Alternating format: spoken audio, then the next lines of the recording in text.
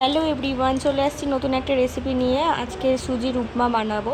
এটার জন্য আলু কুচিয়ে নিয়েছি, বিনস কুচিয়ে নিয়েছি, সব ছোট ছোট করে কুচিয়ে নিয়েছি। দেখতে পাচ্ছ গাজর, কাঁচা লঙ্কা, টমেটো, ক্যাপসিকাম, পেঁয়াজ কুচি, বাদাম, আর এখানটায় তোমার অল্প কাজু বাদাম, কিশমিশ, জিরে আর দুটো তেজপাতা নিয়ে নিয়েছি। নেওয়ার পরে এখানটায় আমি সুজিটাকে মাপ মতো নিয়ে নেব। তোমরা তোমাদের পরিমাণ অনুযায়ী সুজিটাকে নিয়ে নেবে।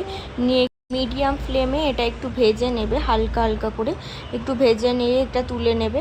নিয়ে এখানটা একটু কড়াটা হিট করতে বসিয়ে দিয়ে এখানটা একটু তেল দিয়ে দিয়েছি। তেলটা একটু হিট হতে দেব, পরিমাণ মতোই তেলটা দেব। তেলটা দেওয়ার পরে তেলটা একটু হিট হতে দেব এবং কড়ার চারদিকে তেলটা লাগিয়ে দেব, কারণ এই যাতে পরবর্তীকালে যে সবজিগুলো দিলে একটা না গায়ে লেগে যায়।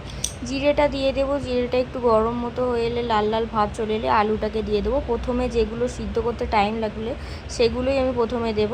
আলু আর গাজরটা আমি প্রথমে দিয়ে দিয়েছি, দিয়ে একটু ঢাকা ঢাকা দিয়ে ভেজে নেব, কারণ আলু আর এই গাজরটা একটু সিদ্ধ হতে টাইম লাগে। দেখতে পাবে যে এটা পুরোপুরি যাতে সিদ্ধ হয়, এটা ঢাকা দিয়ে আমি হালকা হালকা করে ভেজে নিয়েছি।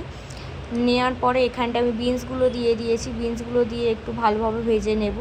বিনসগুলো দেওয়া হয়ে গেলে ভালোভাবে ভাজা মতো একটু লাল লাল ভাব এলে বা কালারটা একটু অন্যরকম চলে আসলে, আলুর কালারগুলো একটু লাল আসবে আর বাকি কালারগুলো একটু চেঞ্জ হলে তখন টমেটোটা দিয়ে দেব।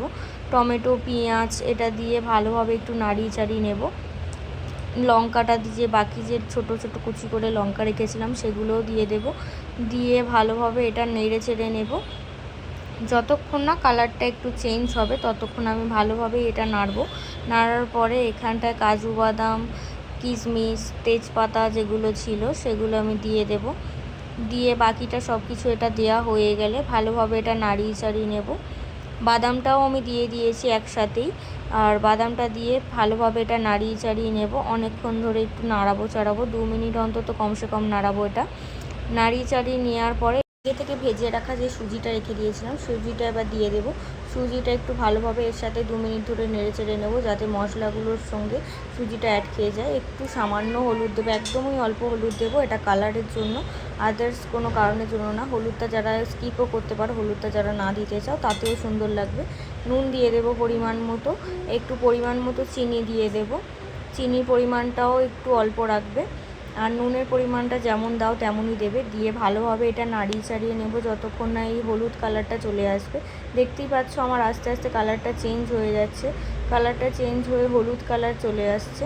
হলুদ কালার যখন চলে আসবে আর এটা ভালোভাবে সব কিছু ভাজা হয়ে যাবে, তখন জল অ্যাড করতে হবে পরিমাণ মতো।